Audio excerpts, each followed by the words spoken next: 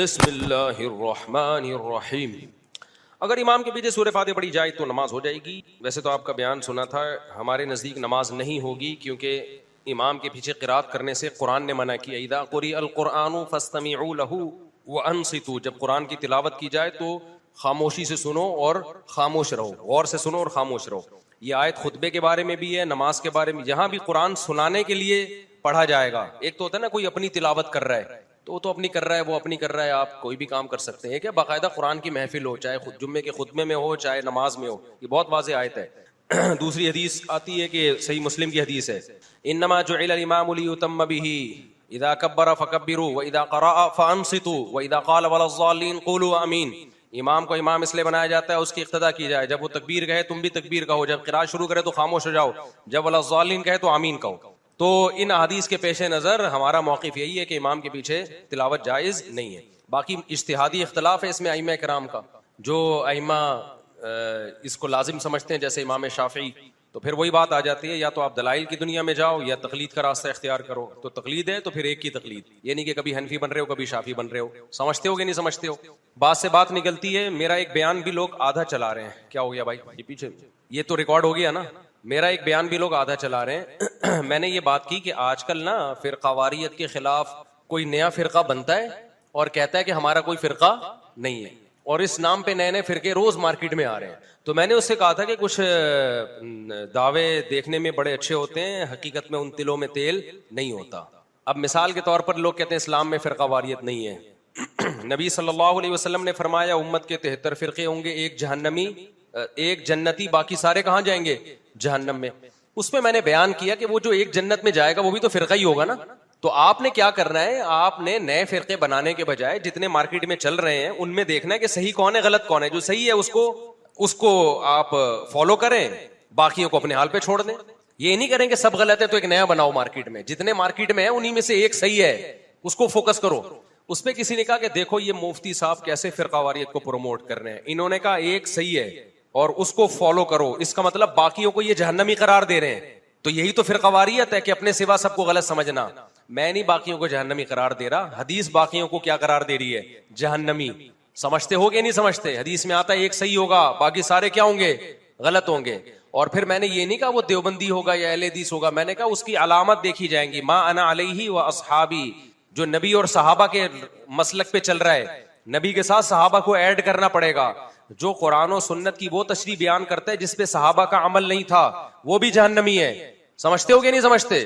تو یہ پوری بات میں نے کی ہے، لیکن آدھی بات چلا کے اسی بیان کو میرے خلاف لوگوں نے چلایا ہے۔ تو ان باتوں کا کسی کے پاس کوئی جواب نہیں ہے۔ بس نیا فرقہ آئے گا وہ کہے گا یہ سارے فرقے یہ سب غلط ہیں، تو کیا کریں بھائی غلط ہیں تو کہے گا میں دیکھو قرآن و سنت کی بات کر رہا ہوں۔ تو یہ سارے فرقے بھی لیبل قرآن و سنت ہی کا لگا رہے ہیں، آپ ان کے پاس بیٹھے تو یہ سب قرآن و سنت کا لیبل لگا رہے ہیں۔ اس کے باوجود ٹھیک ایک ہی ہے، ان میں ٹھیک کون ہے؟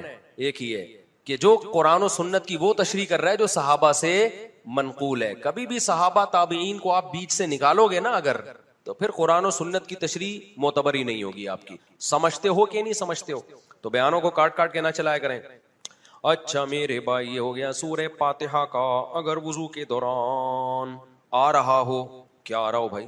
وضو، پتہ نہیں کیا کہہ رہے ہیں بھائی، وضو کر لیا، اچھا آدھا وضو کر لیا ہو۔ ایک تو اردو کی رائٹنگ اتنی خراب ہو گئی ہے، بیڑا ہی غرق کر دیا اردو کا۔ اگر وضو کے دوران آدھا وضو کر لیا ہو اور دوران وضو دانت سے خون نکل آئے تو وضو دوبارہ کرے یا صرف منہ دھو لے؟ دوبارہ وضو کرنا پڑے گا۔ خون نکل گیا اتنا کہ اس میں سرخی زیادہ تھی، تھوک جب آپ نے پھینکا تو سرخ رنگ تھا اس کا، غالب سرخی تھی، تو پھر وضو ٹوٹ گیا، دوبارہ کرنا پڑے گا۔ مفتی صاحب میرا سوال یہ ہے کہ میں نے بہت دیکھا ہے کہ لوگوں کے عقائد ٹھیک نہیں ہیں، شرکیاں ہیں وہ اچھا یہاں بھی لوگ ایک اشکال کرتے ہیں بھائی خون نکلنے سے وضو ٹوٹتا ہے، یہ تو حدیث کے خلاف ہے۔ حدیث پیش کرتے ہیں ایک صحابی کے تیر لگا، ان کے تو خون نکلا، اور وہ دو صحابی کے تیر لگا تھا، خون نکلا اور وہ نماز پڑھتے رہے۔ سمجھتے ہو نا؟ تو اس کا جواب کیا دیا جاتا ہے کہ بھائی ہو سکتا ہے ان صحابی کو مسئلہ معلوم نہ ہو، اور یہ بھی ہو سکتا ہے کہ اس وقت تک خون نکلنے سے وضو ٹوٹنے والی حدیث آئی نہ ہو، یہ حکم منسوخ ہو، ان صحابی یہ بعد میں حکم منسوخ ہوا ہو۔ یہ بھی ممکن ہے کہ نبی نے بیان کر دیا ہو لیکن وہ حدیث ان صحابی تک پہنچی نہ ہو۔ تو لوگ فوراً کہتے ہیں ابے اصل میں انہوں نے نا اپنے مسلک کی وہ قسم اٹھائی ہوئی ہے اپنے مسلک کو پروموٹ کرنے کا، یہ فرقہ پرست لوگ ہیں۔ تو یہ خوب سمجھ لو، جو امام و حنیفہ کہتے ہیں نا خون نکلنے سے وضو ٹوٹتا ہے، وہ بھی حدیث ہی کی بیس پہ کہتے ہیں۔ آپ نے ایک حدیث سنی ہے تو فوراً فتویٰ لگا دیا، دوسری آپ نے سنی نہیں ہے. دوسری حدیث میں آتا ہے کہ انہا دم عرق، ایک صحابی آئی نبی صلی اللہ علیہ وسلم کے پاس کہ مجھے بلیڈنگ بہت زیادہ ہوتی ہے، تو کیا یہ حیض کا خون ہے؟ آپ نے فرمایا انہا دم عرق لیست بالحیضہ، یہ حیض نہیں ہے، رگ کا خون ہے، لہذا جب یہ نکلے گا تو فتوضئی، صرف وضو کرو، غسل نہ کرو. اس سے پتہ چلتا ہے رگ میں سے جب خون نکلتا ہے تو حدیث کے مطابق اس سے وضو لازم ہو جاتا ہے. یہ رگ سے وہ رگ مراد نہیں جس کو اردو میں رگ کہتے ہیں، کوئی بھی نس سے جب خون نکلے گا. تو اسی طرح اسی سے ائمہ نے استدلال کیا ہے. یہ جو حدیث ہے جس میں آتا ہے کہ ان کے تیر لگا اور وہ نماز پڑھتے رہے ہیں، اس حدیث پر سب سے بڑا اشکال یہ ہوتا ہے کہ یہ کسی کے بھی مسلک پہ فٹ نہیں بیٹھتی، اس میں لازمی تعویل کرنی پڑے گی. اس لیے کہ جو یہ کہتے ہیں نا خون نکلنے سے وضو نہیں ٹوٹتا، خون کو ناپاک وہ بھی مانتے ہیں، کیونکہ قرآن میں ہے کہ خون کیا ہے؟ ناپاک ہے. بہتا ہوا خون جو ہوتا ہے نا، دمم مسفوحہ کو قرآن نے ناپاک کہا ہے، اور ناپاک چیز جسم پہ لگی ہو نماز ہو جاتی ہے. تو ہمارا سوال یہ ہے کہ جب ان صحابی کے خون نکلا وہ تو ناپاک تھا، وہ اتنی بڑی ناپاکی کپڑوں پہ لگی ان کے، ایسا تو نہیں نکلا ہوگا نا خون یوں کر کے گیا ہوگا اور ڈائریکٹ زمین پہ جسم پہ لگا ہی نہ ہو، تو ناپاک کپڑوں میں ان کی نماز کیسے ہو گئی؟ تو جو جواب آپ کا وہاں ہے وہی ہمارا یہاں ہے. سمجھتے ہو کہ نہیں سمجھتے؟ تو ناپاک کپڑوں میں نماز نہیں ہوتی تو ان کی کیسے ہو گئی؟ تو یہی کہا جائے گا ان کو علم نہیں تھا مسئلے کا، ان صحابی کا اپنا ذاتی عمل تھا یہ، یا وہ اپنے آپ کو معذور سمجھنے لگے ہوں گے کہ بھائی ہماری اتنی بلیڈنگ ہو رہی ہے کہ اب پورا ٹائم تک یہ بلیڈنگ ہی ہوگی. تو جب معذور ہوتا ہے اس کا وضو پھر خون نکلنے سے نہیں ٹوٹتا، اگر مسلسل نکلتا رہے خون نا تو کچھ بھی اس میں کہا جا سکتا ہے، لیکن یہ حدیث اپنے ظاہر پر نہیں ہے، ورنہ خون کو پاک ماننا پڑے گا اور یہ قرآن کے خلاف ہے. آج کل کے جو اسکالرز ہیں نا، ان بیچاروں نے حدیث کا ریفرنس دیکھ کے، ایک حدیث ان کے پاس ہوتی ہے، لوگ میں بار بار کہتا ہوں ان کے ریفرنسز سے متاثر ہوتے ہیں، انہوں نے پراپر وے میں علم حاصل نہیں کیا ہوتا. ایک طرف کی حدیث پیش کر رہے ہوتے ہیں، دوسری طرف کی پی رہے ہوتے ہیں. یہ ہمیشہ ایک آنکھ سے ریسرچ کرتے ہیں، ایک آنکھ بند کر کے. وہ حدیثیں جو ان کے مطلب کی ان کو نظر آ رہی ہوتی ہیں، جو ان کے اگینسٹ جا رہی ہوتی ہیں، اس سے بالکل انہوں نے آنکھ چھپائی بھی ہوتی ہے. تو آج کل کے جو اسکالرز آ رہے ہیں نا، جو علماء نہیں ہیں، میجورٹی کا یہی حال ہے. اچھا میرے بھائی مفتی صاحب، میرا سوال یہ ہے کہ میں نے بہت دیکھا ہے کہ لوگوں کے عقیدے ٹھیک نہیں ہیں، شرکیاں ہیں، وہ مشرک ہوتے ہیں جبکہ انہوں نے نکاح بھی کیے ہوئے ہوتے ہیں، انہوں حج بھی کرتے ہیں، تو ان کا نکاح ہونا ہو جائے. تو آپ لوگ، آپ کو ٹینشن نہیں ہونی چاہیے کسی کی شادی ہوئی ہے کہ نہیں ہوئی ہے. ہم ظاہر کے مکلف ہیں، جب تک کلمہ پڑھ رہا ہے اور دو ٹوک لفظوں میں شرک کی باتیں نہیں کر رہا، گول مول باتیں کر رہا ہے، تو ہمیں اس کو مسلمان ہی سمجھنا پڑے گا. تو اپنے بارے میں پوری تحقیق کر لیا کرو کہ میرا نکاح باقی ہے یا نہیں ہے. دوسروں کے بارے میں بہت مسائل ہو جائیں گے. آپ پہلے ہی وہاں مارکیٹ میں نکاح نہیں ہو رہے، جو تھوڑے بہت ہو گئے ان کو بھی آپ کو یہ نہیں ہو رہے، تو پھر بچے گا کیا ہمارے پاس؟ تو اس لیے بھائی اتنا ٹینشن میں، یہ بالکل وہمی کو جیسے وضو کا مسئلہ ہوتا ہے نا، اس کا وضو قیامت تک ہوتا ہی نہیں ہے، تو وہمی کا ایمان بچتا ہی نہیں ہے. ہر وقت اس کو شک رہتا ہے میں نے یہ بول دیا تو میرا وضو تو نہیں ٹوٹ گیا، تو میرا نکاح تو نہیں ٹوٹ گیا. تو دوسروں کے بارے میں اچھا گمان رکھنے کا ہمیں حکم ہے. باقی شرک سوسائٹی میں پھیل رہا ہے، اس میں دو رائے نہیں ہے، لیکن شریعت نے ہمیں نکاح، طلاق، ان حکام میں ظاہر کا مکلف بنایا ہے. ظاہری طور پر جب میاں بیوی ہیں تو ہم ان کو کیا سمجھیں گے؟ میاں بیوی سمجھیں گے. ہم یہ تحقیق نہیں کریں گے کہ بھائی ہو سکتا ہے یہ اس نے یوں کہا ہو تو نکاح ختم ہو گیا. اب ہو تو دنیا میں بہت کچھ سکتا ہے. ہاں میں ابھی اس کو یہ سوال پڑھ رہا ہوں، پھر میں یونیورسٹی کے حوالے سے ایک وہ سوال کیا نا کسی نے کہ مولویوں کا میڈیکل کالج میں کیا کام، اس کا میں جواب دوں گا انشاءاللہ. صلو علی الحبیب. کیونکہ جب علماء کے بیانات ہماری یونیورسٹیوں میں ہونا شروع ہو گئے ہیں نا، مذہبی اسکالرز بھی آ رہے ہیں، یوتھ کلب والے بھی کام کر رہے ہیں، تو اس طرح کی آوازیں اٹھ رہی ہیں کہ بھائی ان کا کیا کام، ان کا یہاں کیا کام. ابھی میں بتاؤں گا ان کا کیا کام ہے یہاں. مفتی صاحب کیڑے مکوڑوں کو مارنا کیسا ہے جبکہ وہ گھر میں گندگی ہی پھیلاتے ہوں؟ کیڑے مکوڑوں کو آپ سنبھال کے رکھیں، ان کو جو مکوڑے ہوتے ہیں نا کہیں بھوک سے نہ مر جائیں، روزانہ چیونٹیاں کھلائیں ان کو آپ، یا مٹھائی لا کے رکھا کریں، ان کو پروان چڑھائیں، لال بیگ بھی پالیں کیونکہ گھر میں بعض دفعہ لال بیگ نکلتے ہیں. یہ تمام چیزیں آپ پالیں. آپ سے نہیں پل رہا، عیدی سینٹر میں جمع کرا دیں. کیڑے مکوڑے تو مارو گے اور کیا کرو گے میرے بھائی؟ کیڑے مکوڑوں کو مارو. لوگ کہتے ہیں مفتی صاحب سے کسی نے معصومانہ سوال پوچھا اور مفتی صاحب اس کا مذاق اڑا رہے ہیں. میں نہیں مذاق اڑا رہا، میں معذرت کرتا ہوں بھائی کس نے سوال پوچھا، کائنڈلی. میری عادت ہے مذاق کی، مذاق اڑانے کی نہیں، مذاق کرنے کی. تو میں ویسی معذرت، میں کمنٹس پڑھتا ہوں اپنے بیان پہ نا لوگوں کے، تو کہتے ہیں دیکھو مذاق اڑا رہے ہیں. نہیں اڑا رہا بھائی، میں تو مذاق کر رہا ہوں بھائی. جس کو یہ پرچی بھیجی اس سے میں معذرت خواہ ہوں، ٹھیک ہے نا.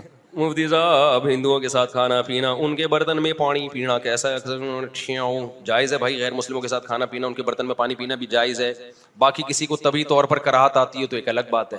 طبعی طور پہ کیونکہ غیر مسلم لوگ شراب بھی پیتے ہیں، تو اب آپ کو کراہت آ رہی ہے، پتہ نہیں شراب پی ہوئی ہے نہیں پی ہوئی ہے، تو میرا تو دل نہیں چاہتا. اس لیے نہیں کہ میں اس کی توہین سمجھتا ہوں، یعنی اس کو میں برا سمجھ رہا ہوں، یا ناپاک سمجھ رہا ہوں؟ غیر مسلم پاک ہی ہوتا ہے، وہ ناپاک نہیں ہے. وہ جو قرآن نے کہا ہے نا مشرکین ناپاک ہیں، اس سے باطنی نجاست مراد ہے، عقیدے کی نجاست مراد ہے. ظاہری طور پر غیر مسلم پاک ہی سمجھا جائے گا، لیکن ایک طبعی طور پر انسان کو کراہت آتی ہے کہ یہ لوگ شراب پیتے ہیں.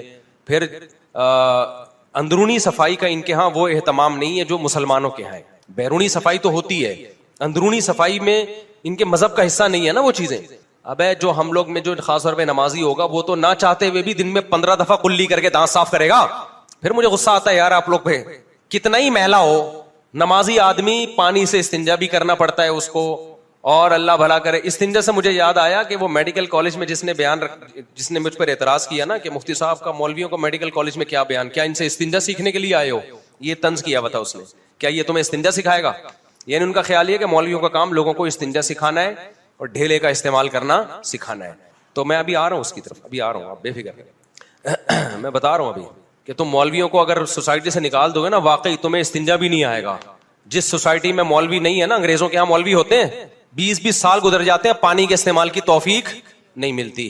سمجھتے ہو؟ میں تو گیا ہوں یورپ میں اور ان ملکوں میں، ترس جاتا ہے آدمی، اے اللہ کہیں پانی کا انتظام کرا دے، اللہ اے اللہ پانی کا انتظام. بیت الخلاء میں پانی کے بغیر نہیں جا سکتے ہم، اے اللہ ہم لوگ اتنے میلے نہیں ہیں. تو مولوی نہیں ہے تو گورا پانی بھی استعمال نہیں کرتا، ٹیشو چلا رہا ہے، اوپر سے دیکھو ایسا نیٹ کلین اسپرے اور آفس جا رہا ہوگا. تو شکر کرو تمہیں مولوی استنجا سکھا رہا ہے. سمجھتے ہو گے نہیں سمجھتے؟ تو مولوی کے مارکیٹ سے شارٹ ہونے سے یہ نہیں ہوگا کہ سوسائٹی میں صفائی آ جائے گی، بلکہ جو تھوڑی بہت صفائی ہے اس سے بھی محروم ہو جاؤ گے. جیسے چل رہے ہو نا چلتے رہو. ہمارے ایک دوست ہے یورپ میں میرے ساتھ، جب بیت الخلاء میں پانی نہیں پورے، ایک دن بیزار ہو گئے کہ یار ان کو کسی بزرگ نے نصیحت کی تھی، کوئی آئنسٹائن کہہ کر گیا تھا کہ پانی استعمال کرنے سے جراثیم پھیلتے ہیں، کیا ہو گیا ان کو؟ تو اتنا زیادہ پانی سے نفرت بیت الخلاء میں، یار حد ہوتی ہے کوئی. اب میں زیادہ گہرائی میں نہیں جا رہا. غسل جنابت نہیں ہے غیر مسلموں کے یہاں، بیوی ہو یا گرل فرینڈ سے ریلیشن کیا ایسے ہی چلے گئے. یہ تو مذہبی اسکالرز ہیں جو بتائیں گے بھائی تمہیں نہانا پڑے گا، نہائے بغیر مسجد میں گھس نہیں سکتے. تبھی مسلمان اس بہانے جو میلے بھی ہوتے ہیں نا وہ بھی اس بہانے کیا کر لیتے ہیں، نہا لیتے ہیں. غسل کر کے طہارت کا احساس ہوتا ہے. گندگی نائٹ فال ہو گیا، غسل فرض ہو جاتا ہے نا، غیر مسلم میں پہ فرض ہوتا ہے. تو وہ کہہ رہے ہیں میڈیکل کالج میں آ رہے ہیں استنجا کے مسائل سے. حالانکہ میں نے وہاں استنجا نہیں سکھایا، لیکن استنجا بھی اگر مولوی سوسائٹی میں رہے گا تو لوگ استنجا کریں گے، ورنہ اوپر سے تو ہوں گے اسپرے کر کے جا رہے ہیں، اندر کا حال بڑا برا ہوگا. جن سوسائٹیوں میں مولوی نہیں ہے نا، ان کو باہر سے دیکھو بڑے اچھے، اندر سے دیکھو گے تو آپ بولو گے خدا کے لیے کسی مولوی سے مسئلے معلوم کر لے، بغلیں کیسے صاف کی جاتی ہیں نہایا کیسے جاتا ہے، اللہ کا واسطہ کسی مولوی سے سیکھ لے، بیشتی زیور پڑھ لے. ایک تصویر کا رخ دیکھتی ہے ہماری سوسائٹی، دوسرا رخ نہیں دیکھتی، بس ایک رخ دیکھ رہی ہے. میں مانتا ہوں گوروں کے یہاں بہت صفائی ہے، سڑکیں بڑکیں بڑی صاف ہوتی ہیں، ہمارے یہاں نہیں ہے. لیکن ہمارے ہاں جو گٹر کے ڈھکن نہیں ہے وہ مولویوں کی وجہ سے. بھائی اس کا مولویوں سے کوئی تعلق نہیں ہے. جو ہمارے یہاں سوسائٹی میں گندگی ہے وہ مولویوں کی وجہ سے نہیں. مولوی ہٹا دو گے نا تو ہم باہر سے گندے اندر سے بھی گندے ہو جائیں گے. اور انگریز اگر اپنی سوسائٹی میں مولوی کو لے آیا تو باہر سے تو اچھا ہے، اندر سے بھی اچھا ہو جائے گا. ابھی اندر سے اچھا نہیں ہے. اندر کی رپورٹیں انگریزوں کی بہت خراب ہوتی ہیں. آپ کہہ سکتے ہو صاحب کیا آپ نے انگریز کو اندر سے دیکھا ہے؟ میں نے انگریز کو اندر سے دیکھا نہیں ہے، باہر سے ہی سونگا ہے جس سے اندر کی رپورٹیں پتہ چل گئی. باہر سے ہی اسمیل سے پتہ چلتا ہے کہ اندر کی رپورٹیں کلیئر نہیں ہے. تو یہ جو تمہیں ٹی وی میں نظر آ رہے ہیں نا سفید یہ الگ چیز ہے. ٹی وی میں انگریز نظر آ رہے ہیں اور باقی جب عید پہ ان سے گلے ملو تو پتہ چلتا ہے کہ اندر. ہمارے کسی مولوی سے گلے ملو، خدا کی قسم خوشبو آتی ہے، خوشی ہوگی تمہیں. میں تو ملتا ہوں علماء سے، گلے ملتا ہوں، اتنا مزہ آتا ہے جو اپنے بزرگوں سے اکابر، دل چاہتا ہے چمٹے رہو ان سے. قیامت کے دن ایمان والوں کے قرآن کی کیفیت ہوگی. یہ تو پوری بیانات اس پہ ہو چکے ہیں، کیا کیفیت ہوگی. مفتی صاحب میں 3 سال سے بے روزگار ہوں، مجھے کب جاب نہیں مل رہی اور والدہ کی طبیعت بھی کافی دنوں سے خراب ہے. ان پر جادو ٹونا وغیرہ کے اثرات ہیں. بکواس ہے، کوئی والدہ پہ جادو ٹونا نہیں ہے، الو بنایا کسی نے. دیکھو جادو ٹونے کا اثر ان لوگوں پر ہوتا ہے جن کی قوت ارادی کمزور ہوتی ہے. جو یہ سمجھتے ہیں کہ اثر ہوتا ہے تو ان پہ ہو جاتا ہے. جو یہ سمجھتے ہیں کچھ بھی نہیں ہوتا ان پہ کسی کا باپ بھی کچھ نہیں کر سکتا. یہاں وہ مشہور اشکال ہے کہ پھر نبی پر جادو کا اثر کیوں ہو گیا. وہ میں 20 دفعہ بتا چکا ہوں کہ یہودی آپ کو جادوگر کہتے تھے تو اللہ نے تھوڑا سا اثر ہونے دیا تاکہ یہودیوں کا یقین ہو جائے کہ یہ جادوگر نہیں ہے اور بشریت میں کامل ہے، ورنہ ایسے نہیں ہے. انہی بے وقوفوں پہ اثر ہوتا ہے عام طور پہ جو اثر قبول کرتے ہیں. پیغمبر پہ کیوں ہوا وہ میں نے بتا دیا، حالانکہ پیغمبروں پہ جادو کا اثر نہیں ہوتا.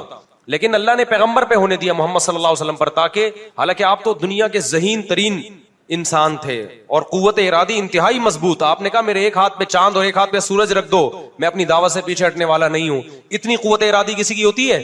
لیکن پھر بھی اللہ نے اثر ہونے دیا تاکہ یہ بھی الزام بری ہو جائے بھائی کہ تم کہتے ہو نا جادوگر ہیں، تو نارملی نہیں ہوتا. میں جادوگروں کو چیلنج کرتا ہوں، یار کچھ ہمارا بھی کچھ بگاڑ کے دکھاؤ. ان کے پاس کچھ اگر دیکھو ان کے پاس جنات اور یہ سب چیزوں کی طاقت ہوتی تو یہ تمہارے محتاج کیوں ہوتے، یہ دکانیں کھول کے کیوں بیٹھتے؟ یہ ان کا تو یہ سارا کام بے روزگاروں کا ہے. کبھی کسی ڈاکٹر کو دیکھا روحانی علاج کر رہا ہو؟ کبھی کسی مفتی کو دیکھا؟ آپ کہہ سکتے ہیں مفتی فلاں روحانی عامل ہے، وہ مفتی نہیں ہے، وہ روحانی عامل ہے. اس نے مفتی لگا دیا اپنے نام کے ساتھ، ورنہ سچی مچی کا کوئی مفتی روحانی عامل نہیں ہوتا، کیونکہ اس کے پاس ایجوکیشن ہے نا. کبھی کسی کاروباری آدمی کو دیکھا روحانی عامل؟ یہ سارے ان لوگوں کے کام ہیں جن کو کچھ بھی نہیں آتا، سوسائٹی کے گرے ہوئے لوگ تھے، کوئی ان کا سورس آف انکم نہیں، کچھ بھی نہیں. تو بے روزگاری دور کرنے کا بہترین طریقہ ہے دم درود جھاڑ پھونک شروع کر کے چن چڑیل بھوت بھگانا شروع کر دو، تو اس سے نوٹ آنا شروع ہو جاتے ہیں. بے روزگاری کا بہترین حل یہ.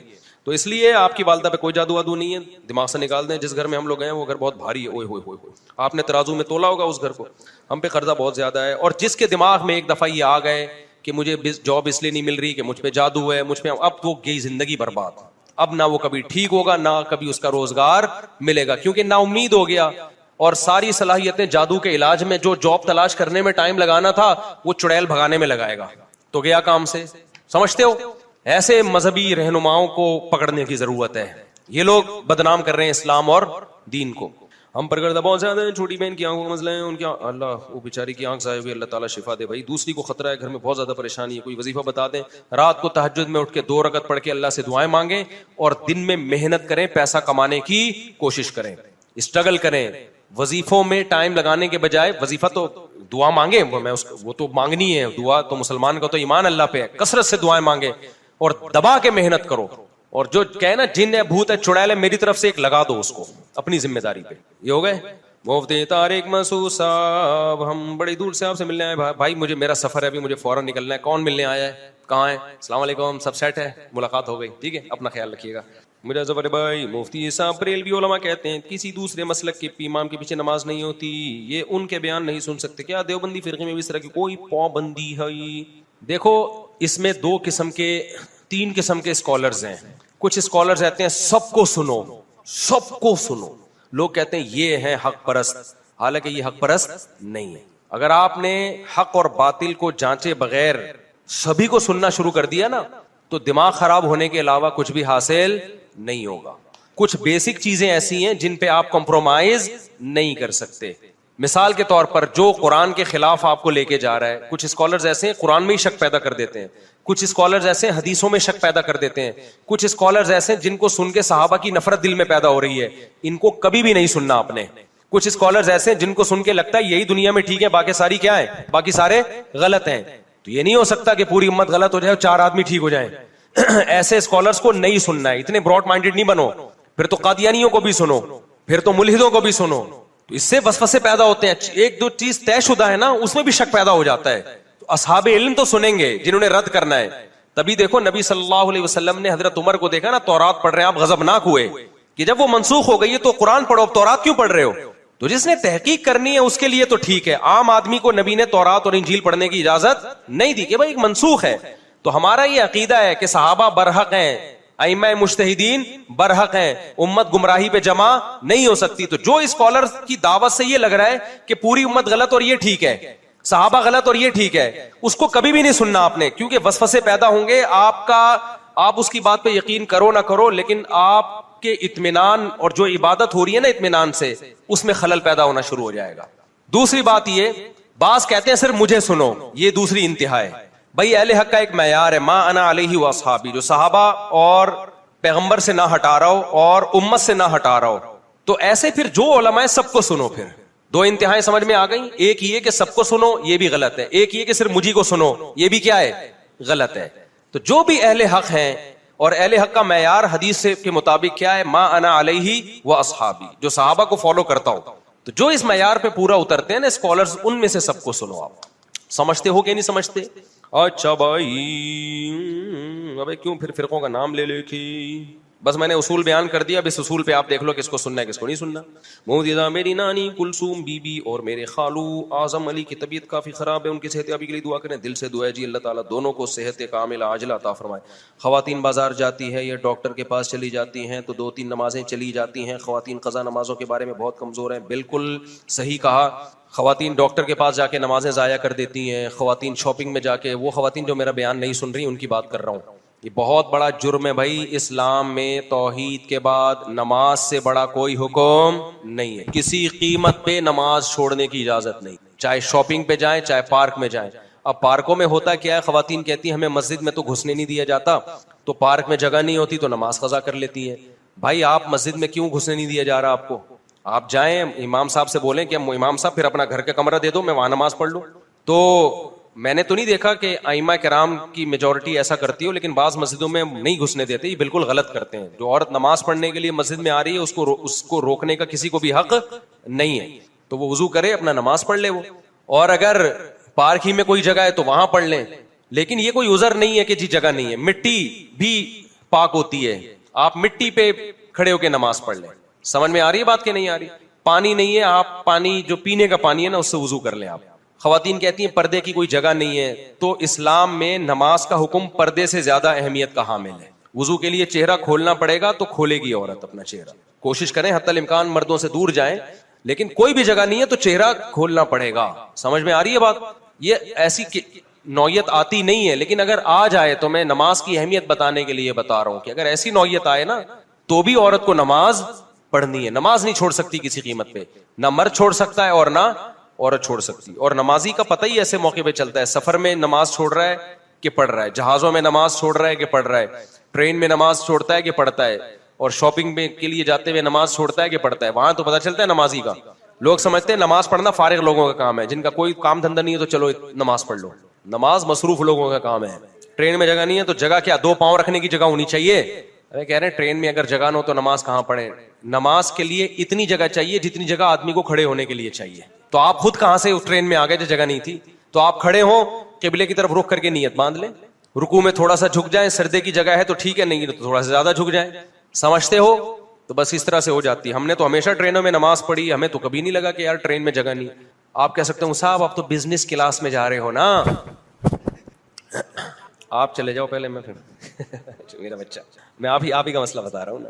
تو بھائی بزنس کلاس میں جاؤ یا اکنامک، وہ جو کیا کہتے ہیں اس کو، وہ جو ہم تو سپر ایکسپریس اسی میں جاتے تھے. سپر ایکسپریس میں سرگودا جاتے تھے نا، کھچا کھچ بھری ہوئی ہوتی تھی، کھڑکی سے بعض دفعہ گھسنا پڑتا تھا ٹرین میں، تو وہیں کھڑے ہو کے نماز پڑھتے تھے ہم. سمجھتے ہو؟ تو جو پڑھنے والا ہوتا ہے وہ جگہ بنا لیتا ہے، پڑھ لیتا ہے. جو نہیں پڑھنے والا ہوتا ہے بہانے کرتا ہے. کہ آج کے مسلمانوں میں یہ کیا بیماری ہے کہ جب بھی کوئی تکلیف پریشانی ہے تو ہم کہتے ہیں کہ عامل کے پاس جانا ہے. کیوں مجھے بلوا رہے ہو ان کے خلاف بار بار؟ کیوں بلوا رہے ہو؟ میں نے مفتی موسیٰ روحانی بازی رحمۃ اللہ علیہ کے متعلق بیان کیا تھا، وہ کلپ ہی نہیں چلا. اچھے میرے کلپ ایسے ہی ضائع ہو جاتے ہیں. لوگ کہتے ہیں وہ بھی تو عالم تھے، عامل تھے. وہ عامل نہیں تھے، وہ روحانی علاج وہ دم کرتے تھے. اللہ نے کرامت کے طور پر ان کے دم میں اور تعویذ میں طاقت رکھی تھی. تو بعض بزرگوں کی کرامت ہوتی ہے.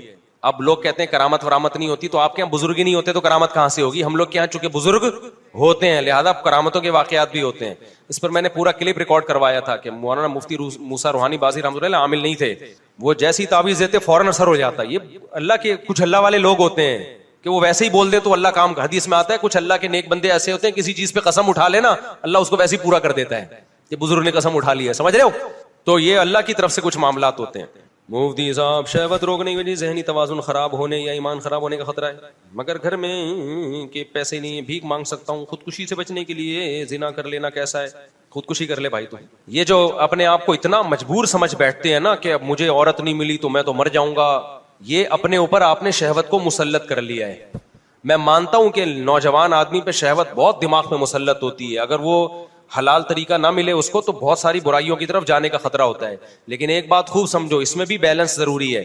آپ جب اپنے آپ کو بزی کر لو مفید کاموں میں اور دماغ وہاں سے ہٹاؤ تو یہ کوئی ایسی چیز نہیں ہے جو 24 گھنٹے آپ کے ساتھ چپکی رہے. جو لوگ ہینڈ پریکٹس کرتے ہیں نا، کہتے ہیں ہمیں نیند نہیں آتی، ہم پہ شہوت مسلط ہو جاتی اور یہ ہو جاتا ہے وہ ہو جاتا ہے. او بھائی تو بستر پہ لیٹ کے سوچ کیوں رہا ہے؟ تو بستر پہ جا اس ٹائم پہ جب نیند کا شدید غلبہ ہو، شدید نیند آ رہی ہو، بستر پہ لیٹتے ہی آنکھ لگ جائے گی. یہ کمبخت پہلے جائے گا لیٹے گا پھر خیالی پلاؤ چلائے گا. फिर टिकटॉक पे लड़कियों की वीडियोस देखेगा, फिर फौज फिल्म देखेगा, फिर कह रहे शहवत मेरे कंट्रोल में नहीं है, वो मैं खुदकुशी कर रहा हूं। तो मर जा भाई, तू क्या कह रहे हैं जिंदा रहे? तो लोगों को तू जिना करके औरतों को भी खराब करेगा, माहौल को खराब करेगा। अब ऐसा ना हो कि वाकई में मर जाओ, मरो लेकिन जाओ सीधा जहन्नम में, क्योंकि खुदकुशी करने वाला मरते ही कहां जाता है, आग में जाता है वो। तो आप इससे बचने का हल सोचो। क्यों टिकटॉक पे बेहुदा चीजों को देख रहे हो? कुछ दिन के लिए मोबाइल को जान छुड़ाओ, बंद करके रख दो। देखो मैं मोबाइल ना, मेरा इतना दिमाग खराब हुआ है ना मोबाइल से, इतनी कॉल्स आती थी, मैं उठाता था, उसको जवाब दे रहा हूं, उसको जवाब दे रहा हूं, फिर कोई सही तरीके से सवाल नहीं पूछ रहा, कोई तंज कर रहा है, कोई क्या कर रहा है, मेरा होना शुरू हुआ खराब। फिर यूट्यूब पे वीडियोस देख रहा हूं, कोई वीडियो में उल्टी बात को, कोई झूठा इल्जाम किसी पे लगा रहा है, कोई किसी पे, आदमी डिप्रेशन में जाता है। फिर डॉलर यहां पहुंच गया, अभी नींद उड़ गई ना, अगले दिन देखा अबे और करंट, अब हमने कहा बोरियों में पैसे लेके जाएंगे थोड़े दिनों में हम। ये सबके साथ होता है, मेरे साथ भी हुआ। फिर देख रहे हैं उसने अपनी बच्ची को कत्ल कर दिया गुर्बत में, उसने बिल जलाया और खुदकुशी कर ली, फिर ये कर ली। देखते देखते आदमी, और अच्छा दूसरी तरफ खबर इंडिया चांद पे पहुंच गया। इंडिया कहां पहुंच गया? फिर एक मजहबी स्कॉलर की तकरीर आएगी, वो फलां दायरे इस्लाम से खारिज है, ये सारे मौलवी 2 नंबर, बस मैं ही हूं जो ठीक हूं। उससे और डिप्रेशन। उसका हल ये कि भाई आप बेहतर है मोबाइल को फ्लाइट मोड पे लगाओ, लॉकर में बंद कर दो। बेहतर तो ये तोड़ दो इसको। मैं तोड़ इसलिए नहीं सकता कि मुझे सोसाइटी में इन भी तो रहना है ना। अगर मैं बिल्कुल बंद करके रख दूं, मुझे पता क्या चलेगा सोसाइटी में हो क्या रहा है। तो मैंने उसका हल ये निकाला, इसको रखो कमबख्त को फ्लाइट मोड पे। देखो अभी भी फ्लाइट मोड पे है।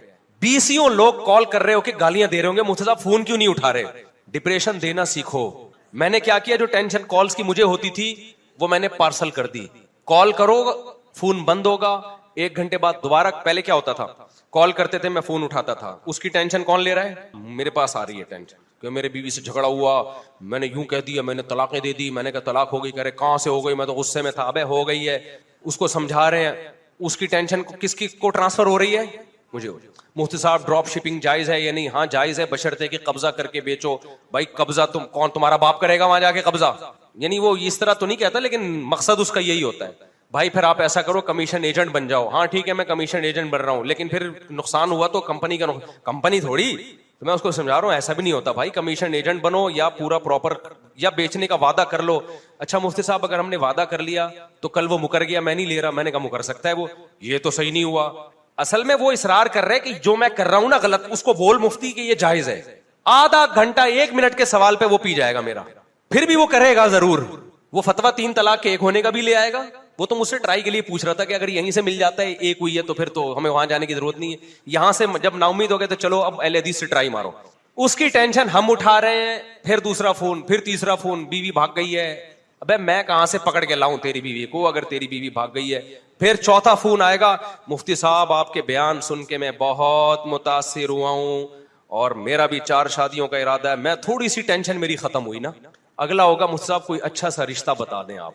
अगला ये, मुफ्ती साहब कोई अच्छा सा रिश्ता। भाई हम रिश्तों का काम नहीं करते सब। आप इतने बयाना, यार हम सब, आप घुन्ने नहीं बनो यार। आप इतने बयानात करते हो कि आपके पास रिश्ते नहीं होंगे। भाई मेरे पास हो या ना हो, मेरा ये काम नहीं है। मैं मौलवी हूं, मेरा काम बयानात करना है, मेरा काम मसाइल में तहकीक करना है, ये मेरी फील्ड नहीं है। शादी दफ्तरों में जाओ, सब किसी मुसलमान का अगर कोई भला चाहे, किसी की खिदमत करो। आप लोग खुद बयान में कहते हो कि जो किसी की खिदमत करता है अल्लाह उसको बहुत सवाब देता है, तो अब करो ना खिदमत। तो मैं उसको कहता हूँ खिदमत तो गटर के ढक्कन भी रखना है, गटर साफ करना भी है। क्या ख्याल है भाई? मेरी फील्ड नहीं है, मेरी जो फील्ड है मैं उस फील्ड में खिदमत करूंगा ना। तो फिर फोन लाइन काट दो तो फिर गुस्से होते हैं। बात तो पूरी सुनो मुफ्ती साहब, लाइन क्यों काट रहे हो? मैसेज आना शुरू। तो मैं डिप्रेशन में जाना शुरू हो गया। फिर हमने क्या किया, टेंशन देना सीखो। लेना हमने इसको लगा दिया। ये नहीं कि हम लोगों के जवाब नहीं दे रहे, उसका एक प्रोसेस हमने तय किया। भाई एक एडमिन बनाओ, कॉल को फिल्टर करें, कोई रिश्तों वाली कॉल आ रही है उसको वहीं से जवाब दे दो। भाई रिश्ते विश्ते नहीं कराते हम। क्यों आप, अब मेरा एडमिन क्या करता है जब उसके पास, वैसे तो एडमिन खुद एक अल्लाह माफ फरमाए टेंशन बना हुआ है, खुद मेरे लिए भी, उनको लिए तो यानी वो बेचारे के पास टाइम ही नहीं है कॉल उठाने का ना। भाई उस्मान भाई नाराज ना हो जाए कहीं, यानी वो टेंशन उनको देने के साथ मुझे भी देना शुरू कर दी उसने। अब वो के मैसेज आते हैं, सब एडमिन फोन ही नहीं उठाता। तो मैंने एडमिन से बोला भाई तू फोन तो उठा लिया कर। जब हमने किसी को असिस्टेंट बनाया, वो कह रहे हैं भाई सारा दिन फोन आता रहता है। मैं सारा दिन फोन नहीं उठाता हूँ। अभी इसका भी हम हल सोच रहे हैं। जाहिर है वो भी तो इंसान है ना, 24 घंटे तो वो भी फोन नहीं उठा सकता। तो हमने कहा 1 घंटा दे दो, उसने कहा मुझे इमरजेंसी। खैर इसका मैं अभी हल तलाश कर रहा हूँ, लोगों का राब्ता कैसे हो। अब हमने उसको फिल्टर किया कि भाई इस तरीके से आपकी मुलाकात भी होगी हमसे, आप मसाइल पूछेंगे उसका जवाब भी मिलेगा। कुछ तो मसाइल ही फजूल हैं, وہ ہم آنے ہی نہیں دیں گے. ایسا بندہ جو رشتوں کے لیے آ رہا ہے وہیں سے چلا جائے, بھائی ہم رشتے نہیں کراتے. اور کوئی بیوی بھاگ گئی ہے تو میں کوئی پولیس میں نہیں ہوں کہ آپ کی بیوی پکڑ کے لے آؤں میں. تو اس طرح کی چیزیں تو وہیں تو فلٹر ہو کے نا کام کے بندے آ جاتے ہیں پھر, تو وہ میں ملتا ہوں ان کو, میں ٹائم بھی دیتا ہوں ملاقاتوں کا. اب میں نے کیا کیا, فلائٹ موڈ پہ موبائل, اب لوگوں کے فون آ رہے ہیں, فون بند فون بند فون بند فون بند. پھر 6 گھنٹے بعد فلائٹ موڈ کھولتا ہوں تو گالیاں آئی ہوئی. مفتی صاحب تکبر سے, کل کسی کا انڈیا سے محمود صاحب تکبر سے اللہ بچائے, تو میں کہتا ہوں ٹینشن اب لینے کی نہیں ہو رہی, کس کی ہو رہی ہے؟ ہاں تکبر بہت بری چیز ہے.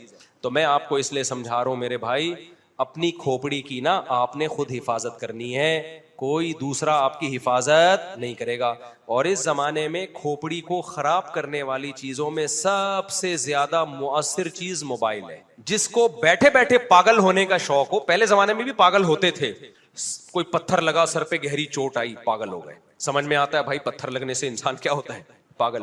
بائک پہ جاتے ہوئے گر گیا بغیر ہیلمٹ کے, سر پہ گہری چوٹ آئی پاگل ہو گیا. بیوی ایسی ملی, اتنی خطرناک بیوی ملی, 2-4 سال تک برداشت کیا, 5-6 سال, 10 سال کے بعد جا کے شوہر کیا ہو گیا, پاگل. سمجھ میں آتا ہے 10 سال بیوی سے فائدہ بھی اٹھایا تو چلو اس کی ٹینشن بھی.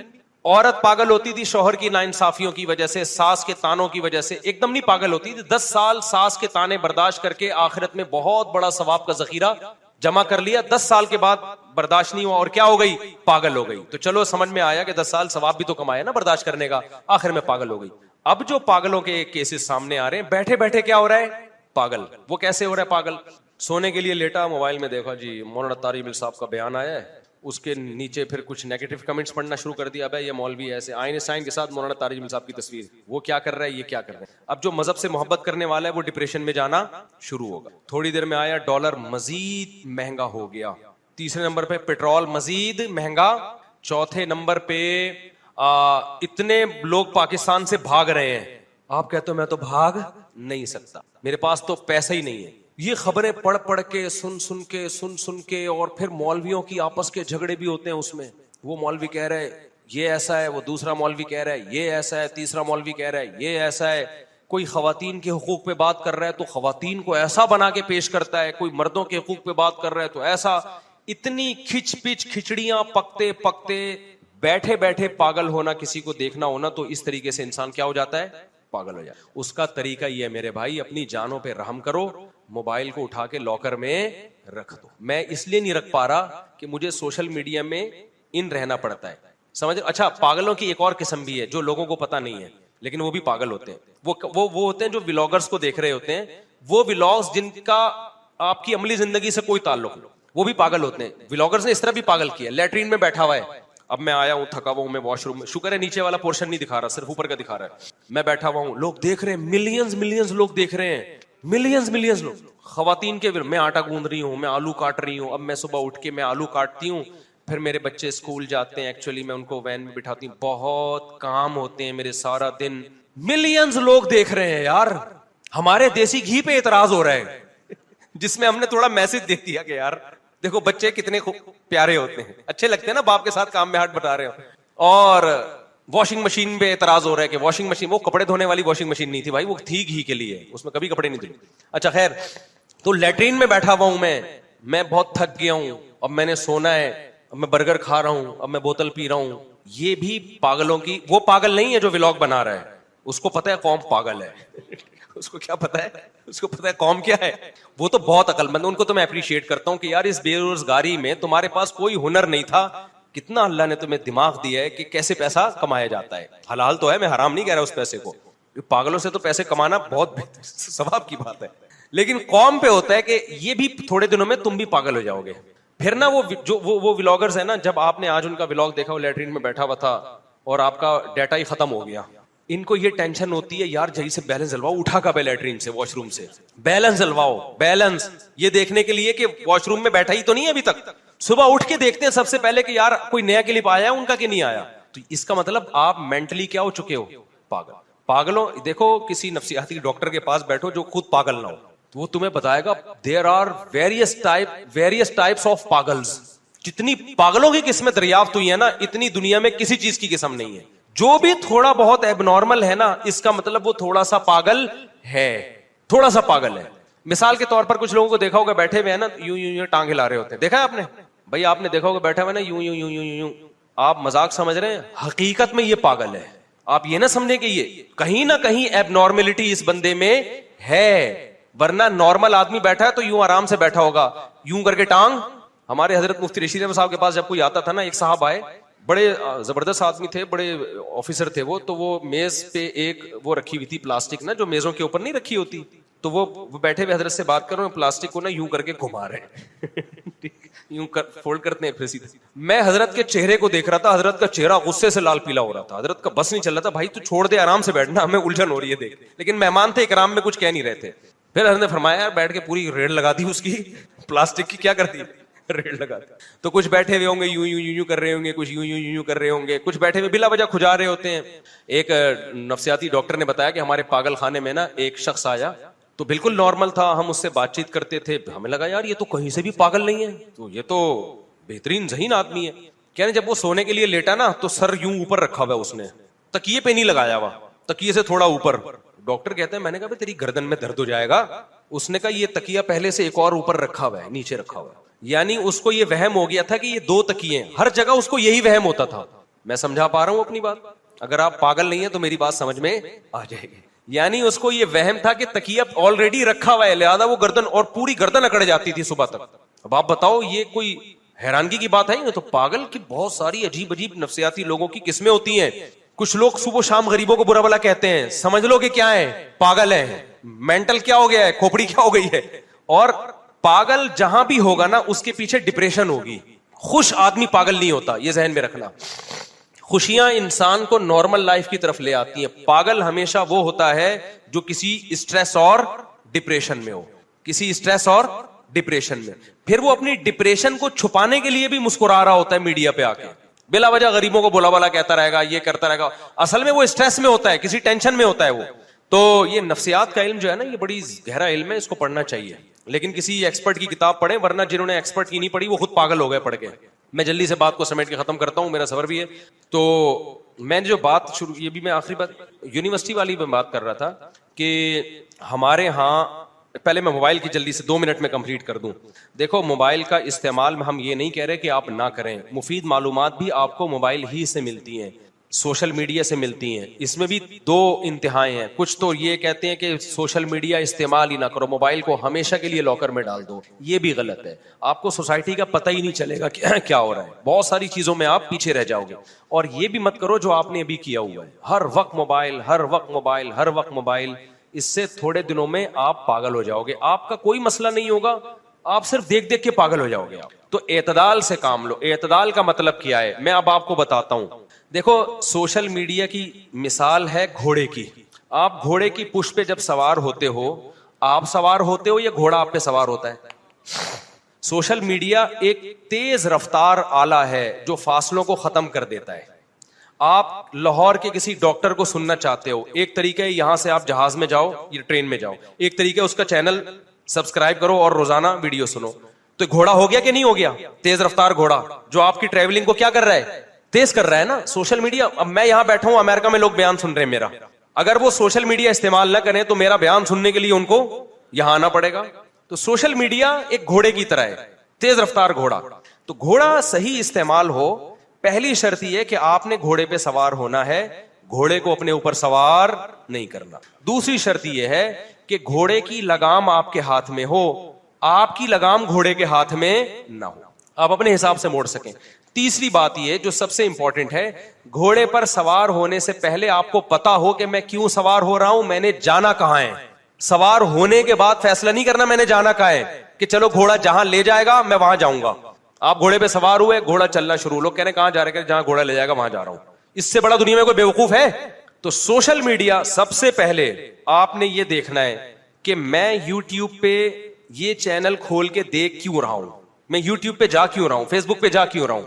یہ فیصلہ پہلے کرنا ہے آپ نے. جانے کے بعد تو یوٹیوب اور فیس بک آپ کو گھمائے گا.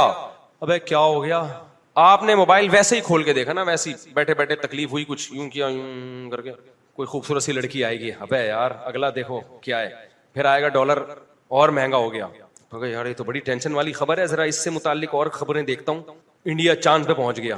تو یہ اس کا آپ کو اس سے کیا فائدہ ہو رہا ہے؟ آپ نے پہلے فیصلہ کرنا ہے کہ مجھے دیکھنا کیا ہے.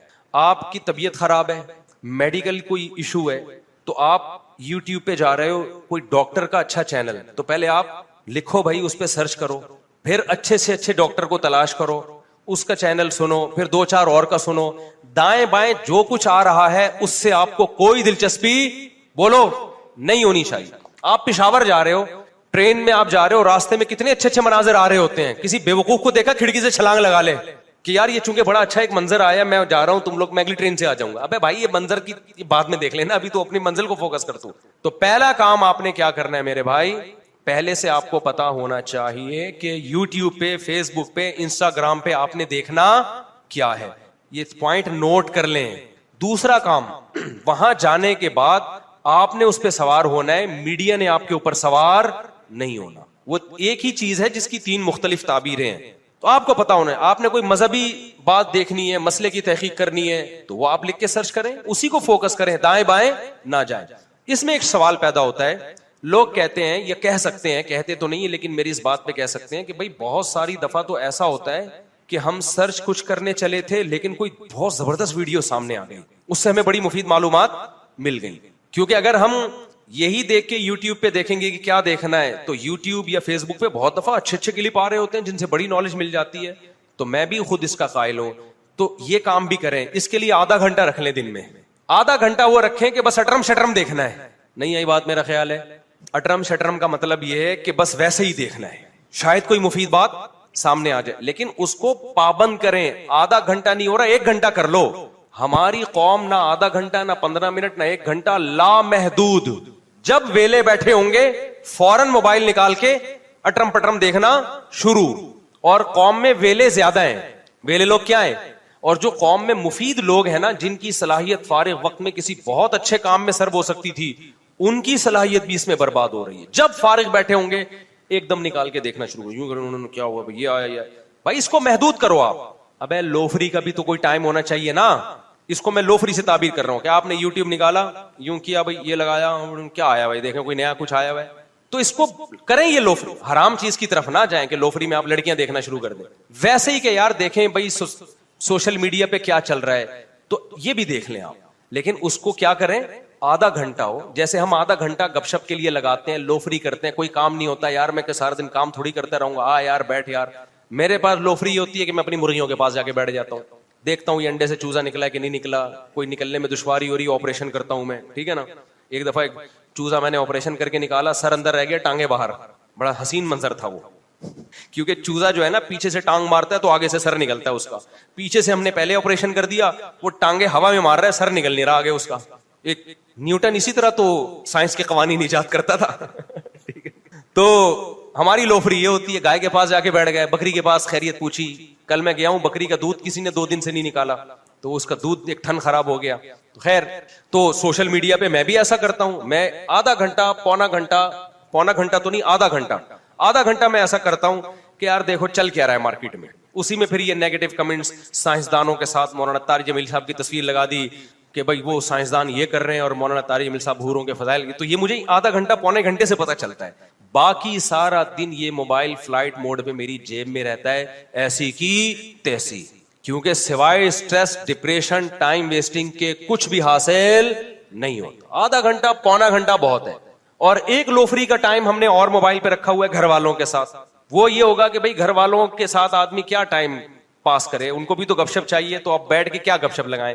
1 سال ہو گیا شادی کو, 2 سال ہو گئے, گپ شپ باتیں کیا ہو جاتی ہیں. جب شادی ہوتی ہے تو شروع میں کتنی باتیں ہوتی ہیں نا, پیدائش سے لے کے اپنے تک کے سارے حال احوال میاں بیوی ایک دوسرے کو سناتے اب باتیں ختم. اب پتہ ہے پڈے شروع ہونے کا ٹائم شروع ہو گیا. اب لڑائی ہوگی, اب وہ کوئی بات کرے گی تو اس کو بھی غصہ آئے گا, اس کو بھی. تو جو لڑائی کا ٹائم ہے وہ جب شروع ہو جائے تو پھر بجائے لڑنے کے بیگم کے ساتھ بیٹھ کے کوئی مشاعرہ دیکھ لو, کوئی مزاحیہ شاعری دیکھ لو, کوئی پرینک دیکھ لو, جائز پرینک ہو. تو یہ بیگم کے ساتھ لڈو کھیل لو. پہلے لڈو کھیلتے تھے لوگ, اب وہ لڈو کا دور گیا. اب کیا ہے, LED پہ کچھ لگا لیا آپ نے, بیگم سنا ہے بھائی وہ چلا وہ نیا پرینک آیا ہے, سنا نادر علی کا, دیکھتے ہیں بھائی. میں نہیں کہہ رہا نیا آیا ہے, میں مثال دے رہا ہوں, ٹھیک ہے. یا اور کسی کا آ گیا تو تھوڑا سا انجوائے کر لیتے آدمی. اس سے زیادہ 3 چیزیں ہو گئیں موبائل کے استعمال میں. ایک تو یہ کہ آپ کو واقعی کوئی ضرورت ہے وہ سرچ کریں آپ, اور 2 چیزیں لوفری کے لیے. ایک بیگم کے ساتھ کچھ آپ نے پروگرام دیکھنے ہیں تو وہ متعین کر لو, بھائی پرینک آ رہے ہیں. ایک پنجابی میں بڑا زبردست وہ مزاحیہ آتا ہے, وہ بڑا اس کا نام میرے ذہن سے نکل گیا, میں اسے پنجاب میں میری بات چیت بھی ہوئی. وہ کیا کر رہا ہے جی, آرڈر کر رہا ہے کہ جی وہ آپ کے یہاں اتنی دے گئے ہیں, وہ بڑا آرڈر ہے نا, اور اتنی دے گئے, اگر ہم آپ سے بنوائیں تو کتنے پیسے بنیں گے. اس نے بتایا جی اتنی دے گا. وہ بڑا خوش ہو رہا ہے کہ اب تو دے گا ہی دے گے. آخر میں کہتے ہیں 1 پاؤ چاول پہنچا دیں ہمارے یہاں.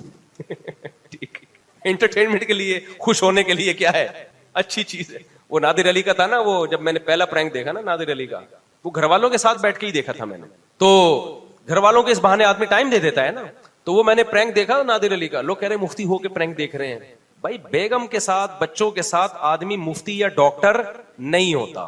میں اب بیگم کو لے کے بٹھاؤں, اس کو بولوں تم نے 5 ٹائم نمازیں پڑھی, خشوع خضوع سے پڑھی ہیں, سجدہ سہو کیا تھا اگر غلطی ہوئی تھی, تو یہ تھوڑی ہوتا ہے. گھر والوں کے ساتھ تو, گھر میں تو ویسے بھی کوئی مفتی ہوتا ہی نہیں ہے. گھر میں تو آدمی شوہر ہوتا ہے, اور شوہر آپ کو پتا ہے کیا ہوتا ہے بیچارہ.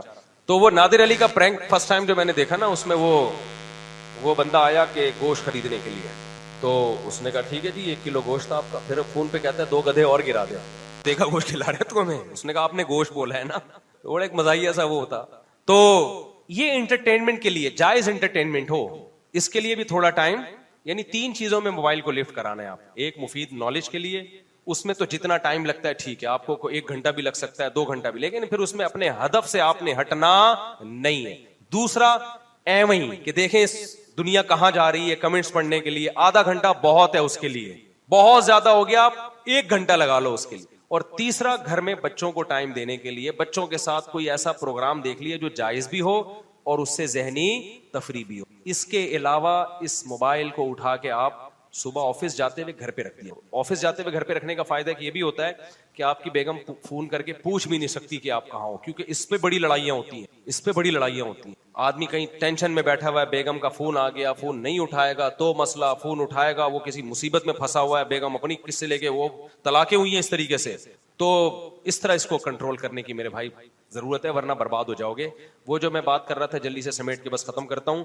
مولانا طارق جمیل صاحب کی تصویر آئی ہے 3-4 سائنسدانوں کے ساتھ, بتایا کہ یہ کیا کر رہے ہیں اور یہ سائنسدان کیا کر رہے ہیں. اس میں میں نے بتایا نا کہ مولانا طارق جمیل صاحب ایک مذہبی لیڈر ہیں, تو ان کو مذہبی رہنماؤں سے کمپیئر, آپ نے کیا کرنا ہے, پنڈتوں کی تقریریں چلائیں اور مولانا طارق جمیل صاحب کی چلائیں, آپ کمپیئر کریں, دیکھو یار یہ کیسا بیان کر رہے ہیں اور وہ کیسا. آپ عیسائی پادریوں کی تقریریں چلائیں اور ان کی چلائیں, سمجھتے ہو کہ نہیں سمجھتے, پھر پتہ چلے گا. مقابلہ حسن میں مرد اور عورت کا مقابلہ نہیں کیا جاتا, عورتوں کا عورتوں کے ساتھ, مردوں کا. آپ نے کیا کیا جی, مقابلہ حسن میں گئے, خاتون آ رہی ہیں بڑی خوبصورت, مس ورلڈ ہیں یہ, اور پھر ان کے مقابلے میں آدمی آ رہا ہے سوٹ ٹائی میں نا, پھر دونوں کو کمپیئر کیا جا رہا ہے, تو یہ مقابلہ ہی غلط ہوگا بھائی. عورت کا مقابلہ عورت سے, آدمی کا مقابلہ آدمی. تو اسکالر مذہبی ہے, اس کا مقابلہ مذہبی اسکالر کے ساتھ ہوگا. ایک بات تو یہ ہو گئی. دوسری بات, یہ جو لوگ آج کل مجھ پہ بڑا طنز کر, مجھ پہ نہیں کر رہے, یونیورسٹی والوں پہ کر رہے ہیں کہ یہ مذہبی اسکالرس کو آپ لوگ یونیورسٹیوں میں کیوں گھسا رہے ہو, مفتی طارق مسعود کے یونیورسٹیوں میں بیان کیوں ہو رہے ہیں, یوتھ کلب والے کیوں جا رہے ہیں, سمجھتا ہے بات کو. تو اس کا جواب یہ ہے, دیکھو اسلام دوسرے مذاہب کی طرح نہیں ہے. لوگ یہ کہتے ہیں کہ پنڈت کو کبھی دیکھا کالج میں جا کے بیان کرتے ہوئے, کبھی پادری کو دیکھا, حالانکہ وہ بھی ہوتا ہے, پادریوں کو بھی, پنڈتوں کا تو مجھے نہیں پتا, لیکن پادریوں کا تو بہت بڑا کردار ہے ان کی سوسائٹی میں. اتنا تو نہیں ہے جتنا مسلم اسکالرس کا ہے, اس کا تو 10واں حصہ بھی نہیں ہے, لیکن یہ بھی نہیں ہے کہ بالکل ہی کل عدم ہو.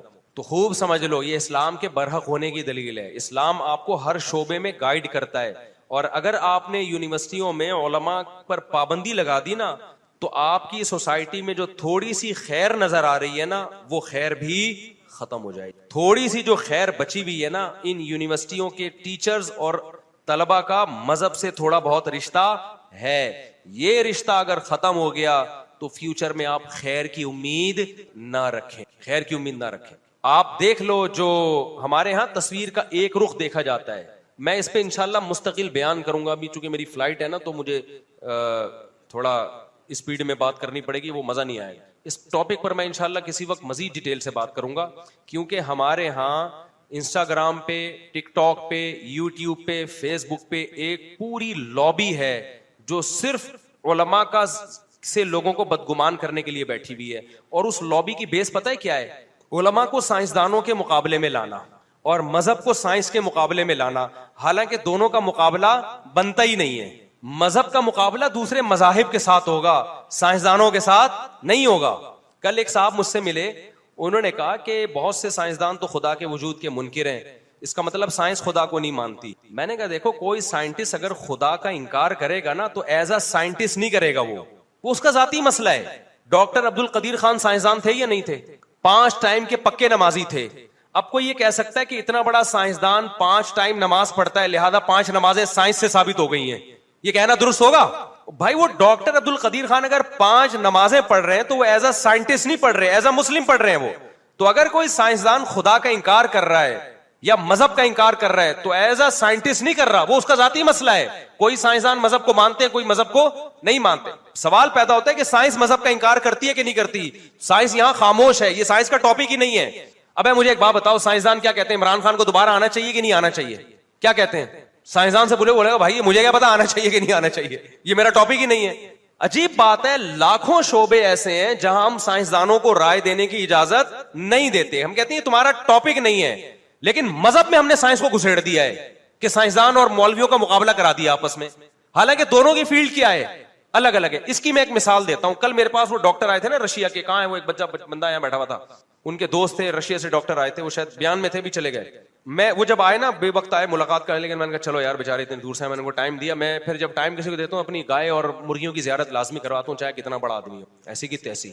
بڑے بڑے لوگ آتے ہیں, میں کہتا ہوں گائے دکھا رہا ہوتا ہوں ان کو, بھائی ہمارے پاس آنے کا کی قیمت ہے, ہماری گائے دیکھنی بھی ہے, اس کی تعریف بھی کرنی ہے آپ نے. تمہارا باپ بھی یہ نہیں کہنا مصعب یہ کیسی گائے ہے, آپ کو بولنا پڑے گا اچھی گائے ہے اور یہ بکری بھی بہت اچھی ہے اور کتنی خوبصورت مرغے اور مرغیاں اور مور, ورنہ آؤ نہیں ہمارے پاس. جب ٹائم ہوتا ہے تو دکھاتا ہوں, ایسا نہ ہر آدمی اب آئے. تو میں نے کل وہ ڈاکٹر صاحب کو نا میں لے گیا مرغیوں کے باڑے میں, بس یہ بات کر کے میں بیان ختم کر رہا ہوں, مرغیوں کے باڑے میں لے گیا. یہ خوب سمجھو, میرے پاس مثالیں چھوٹی چھوٹی ہوتی ہیں, آسان آسان, لیکن وہ بہت عقل مندوں کے لیے بہت خاندانی ہوتی ہے. میں ان کو لے گیا تو میری مرغی بیٹھی ہوئی تھی انڈوں پہ اور اس میں سے چوزے نکل چکے تھے. میں نے اندر کیج کی صفائی کرنی تھی نا تاکہ وہ جگہ صاف ستھری ہو. میں جب وہ ڈاکٹر صاحب کھڑے ہوئے, ان کے لیے میں نے چائے بنوائی اور میں اس کی صفائی کر رہا ہوں اور گپ شپ بھی لگا رہا ہوں. اتنے میں نے ایک منظر دیکھا جو میں روز دیکھتا ہوں. مرغی نے کیا کیا, مرغی کے جو دانا کھانے کی جگہ ہے وہ چوزوں کی پہنچ سے اوپر ہے, ٹھیک ہے نا. مرغی اٹھی, اس ایک ایک دانا اٹھا کے توڑ کے نیچے پھینکتی اور چوزوں کو کھلاتی. آئی بات سمجھ میں؟ جاتی اوپر سے ایک دانا اٹھاتی, یوں کچلتی, پھر چوزوں کے بیچ میں پھینکتی, خود نہیں کھا رہی تھی. پھر جاتی, پھر دانا اٹھا کے نیچے پھینکتی اور چوزوں کو کھلاتی. میں نے ڈاکٹر کو بولوانے ڈاکٹر صاحب, کیونکہ ڈاکٹروں کے بگڑنے کا اندیشہ بہت ہوتا ہے. یہ خدا کے انکار میں ان کا خطرہ, کیونکہ سائنس پڑھ رہے ہیں نا, تو ان کو مولوی لوگ تو ان کو سمجھ میں ہی نہیں آتے. میں نے کہا یار یہ ڈاکٹر صاحب کو ابھی سے میں یعنی انسان تو بنے ہوئے تھے اور ذرا اچھی طرح بنا دوں. میں نے کہا ادھر آئیے. میں نے کہا دیکھو آپ کا جو, اگر آپ, وہ تو انسانوں کے ڈاکٹر بن رہے تھے, اگر آپ جانوروں کے ڈاکٹر بن رہے ہوتے نا تو آپ کی جو لمٹ ہے نا وہ یہاں تک ہے کہ مرغی کے بارے میں آپ پڑھیں گے, وہ یہ پڑھیں گے کہ یہ کیا کرتی ہے, اس کی عادت ہے کہ جب اس کے چوزے نکلتے ہیں تو یہ اوپر سے ایک ایک دانا اٹھاتی ہے, توڑ کے چورا چورا کر کے اپنے چھوٹے چھوٹے پیارے پیارے بچوں کو کھلاتی ہے. پہلے ان کا پیٹ بھرتی ہے, اس کے بعد خود کھاتی ہے. یہاں تک سائنس ہے. سائنسدان کے, جانوروں کے ڈاکٹر کو زیادہ پتا ہوگا کہ یہ اس نسل کی مرغیاں یہ کام کرتی ہیں, اور فارمی مرغیوں کو یہ توفیق, ان کو ماں کی ممتا ہی نہیں. خیر وہ پھر وہ الگ, فارمی مرغیوں کے خلاف پھر ہم کھاتے بھی ہیں, پھر بولتے بھی ان کے خلاف. میں نے کہا یہ عمل کیوں ہو رہا ہے, یہ آپ کا ٹاپک نہیں ہے, یہ مولوی کا ٹاپک ہے. کون ہے جس نے اس کے دل میں ایسی شفقت ڈال دی, ایسی محبت ڈال دی؟ 21 پہلی دفعہ بیٹھی ہے وہ انڈوں پہ, نہ کبھی اس نے کسی کو بیٹھتے ہوئے دیکھا. 21 دن تک بیٹھی رہی ہے, انڈے گھما. خدا کی قسم اتنا مشکل, آپ اعتکاف میں مسجد میں 10 دن بیٹھ کے دکھاؤ, 9 دن کے بعد چاند دیکھنا شروع کر دیتے ہیں, حالانکہ مسجد میں کتنی اسپیس ہوتی ہے. اور ایسا بھی نہیں ہے کہ ایک ہی جگہ بیٹھا رہتا ہو. ابے اعتکاف میں جو لوگ بیٹھتے ہیں وہ بیٹھتے کہاں ہیں, گھومتے رہتے ہیں پوری مسجد میں, پھر بھی 9 دن کے بعد ٹینشن میں آتے ہیں یار چاند نظر آئے گا, نکلنا ہے ہم نے. مسجد, مرغی کیا کرتی ہے, بیٹھنے کا حق ادا کرتی ہے. 1 دن 2 دن 3 دن 4 دن 5 دن 6 دن 7 دن ایک ایک انڈے کی حفاظت کرے گی. آپ ذرا سا انڈا ہٹاؤ فوراً چونچ سے واپس کرے گی. یہ ڈاکٹروں کا ٹاپک نہیں ہے, یہ قرآن کا ٹاپک ہے. کون ہے جس نے اس کے دل میں ایسی ممتا ڈالی ہے, ایسے سافٹ ویئر اس کی کھوپڑی میں انسٹال کر دیا. ایسا عجیب منظر لگتا ہے نا, اتنا پیارا منظر لگتا ہے. آپ اس مرغی کو تھوڑی دیر کے لیے بچوں سے الگ کرو, پاگل ہو جاتی ہے, وہ ایسے غرانے لگتی ہے, بھائی بچے چاہیے مجھے. یار اس جانور کو کون سکھا رہا ہے یہ سائنسدانوں کا ٹاپک. سائنسدان صرف ایکسپلین کر دے گا کہ یہ ایسا ہو کیوں رہا ہے, یہ کیا کس نے ہے اور کیوں کیا ہے, اس کا جواب سائنسدانوں کے باپ کے پاس بھی نہیں ہے. یہ قرآن جو خدا جو کر رہا ہے نا وہ بتائے گا, وہ پیغمبروں کے ذریعے بتائے گا, وہ ڈاکٹروں کے ذریعے نہیں بتائے گا. وہ بتائے گا میں ہوں, میں نے اپنے وجود کو ثابت کرنے کے لیے یہ کیا ہے, تاکہ یقین آ جائے کہ یہ مرغی خود بخود نہیں بنی ہے, کوئی ذات ہے جس نے اس کے دل میں بچوں کی یہ محبت ڈالی ہے تاکہ اس کے بچوں کی نسل بڑھے اور انسان کو کھانے کے لیے روزی ملے. نہیں آئی میرا خیال ہے بات.